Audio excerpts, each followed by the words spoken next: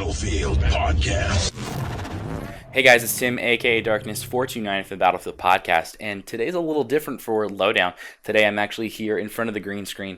Thought I'd try to give Lowdown a little bit more of a actual news show feel. I want to make it a little bit different from the everyday, average, ordinary Battlefield commentary that you find on YouTube.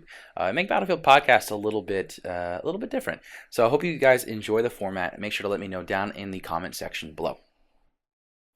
So let's start with last week's news. As we all know, the Naval Strike maps overviews were released or leaked or teased.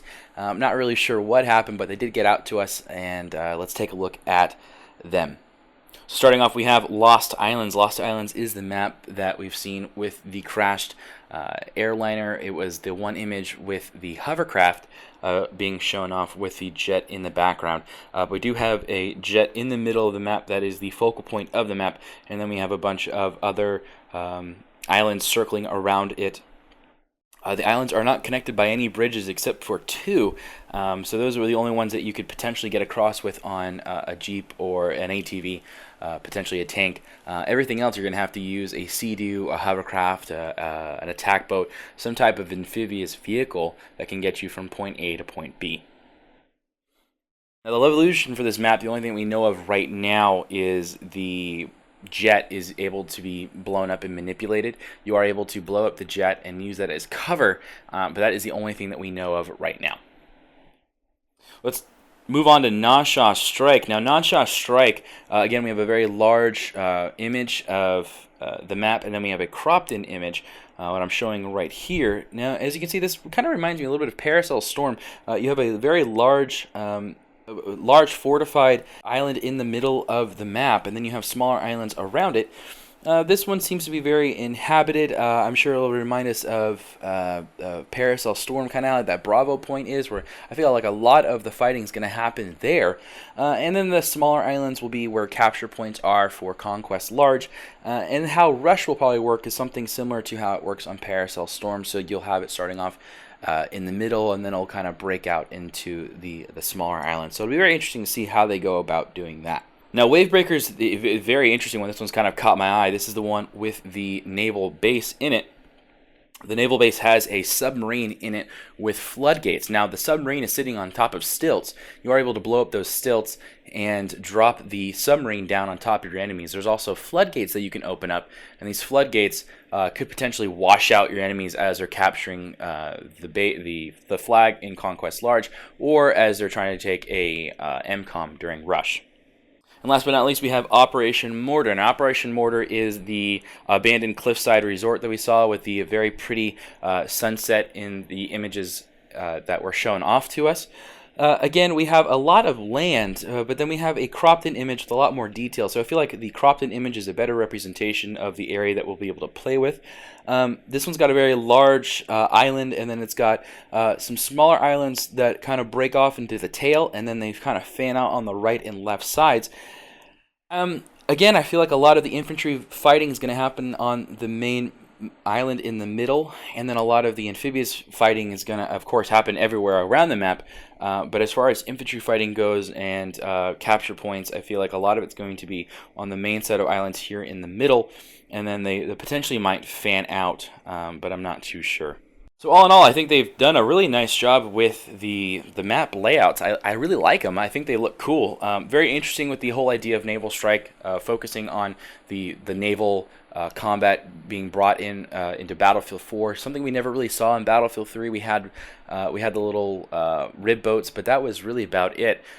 So having these attack boats, having these hovercrafts, things like that, was a very interesting mix to Battlefield 4, and I'm actually really excited about it. So guys, I did mention some of the Levolution effects that will be seen in the Naval Strike maps. DICE did comment on the Levolution that's going to be in Naval Strike, and they said they're not trying to focus on more of the Hollywood style type of Levolution, so the large Levolution effects like we saw in Siege of Shanghai with the skyscraper falling down, but they said they're more focusing on Levolution that kind of makes you feel more immersed into the maps themselves. So things that we saw in Second Assault, a lot of those Levolution effects I think will be more implemented in Naval Strike. So map manipulation I think will be a bigger focus with Naval Strike. They also commented on the way that the maps will change with the waves and whatnot. They said they're not trying to copy Paracel Storm with that large levolution effect where the storm rolls in and the big waves and whatnot start to happen. So they said that they are not going to copy Paracel Storm, but instead they're going to try to do different things. So maybe the tide rolls in and rolls out, larger waves and smaller waves. They did talk about a sunset coming, or a sunrise to sunset potentially. So they do have day-to-night cycle manipulation that they can do in Frostbite 3 engine. So it will be interesting to see what they're going to do with the levolution effects. Are you guys happy about that? Are you guys okay with just like this map manipulation in Naval Strike, or would you rather see the large things like we had in the vanilla map, so like breaking the dam wall, or flooding the maps in Flood Zone, or bringing down the tower in Siege of Shanghai? So let me know down in the comment section below. And another piece of news, yesterday we had DICE roll out a new Battlefield 4 server update. This one actually addressed the AA mines and the javelins. So no longer can you shoot 2 javelins in the air and bring them back down on top of a tank. You were able to actually fire 1 javelin off, let that go, reload the javelin, fire off another one, and then bring 2 in and potentially blow up a tank in 2 shots. So they have addressed that. You're no longer able to do that. And then also the AA mines, players will no longer be able to pick up deployed AA mines. And then players will no longer be able to equip AA mines together with rocket launchers. So that's very good. I'm glad that they did address that. That was a little quote-unquote OP, if you understand what I mean. And so I'm glad that they took care of that. And hopefully we'll have a little bit more balance in regards to AA mines and the engineering class. I'm not really too excited about it. It's very difficult to fly around in maps now that we have everything locking onto you. So hopefully a little bit more balancing will happen in those areas. So guys, I think that wraps it up for this week of Lowdown. That's really about it. As we all know, Naval Strike does not come out on the 18th. We're guessing potentially it could be coming out next week, if not the week after. Right now they are rolling out the teaser trailers. I think today is going to be a live stream with Alex Mendez showing off Naval Strike and some of the cool features on there. So make sure to tune into that. Make sure to check out their Twitters and see when that is going live. So guys, I hope you enjoyed this episode of Lowdown. Please make sure to give us a like if you do. If you're new to the channel and you like what we're doing here, please make sure to hit the old subscribe button. If you'd like to follow us on Twitter, you can follow us at BF Podcast.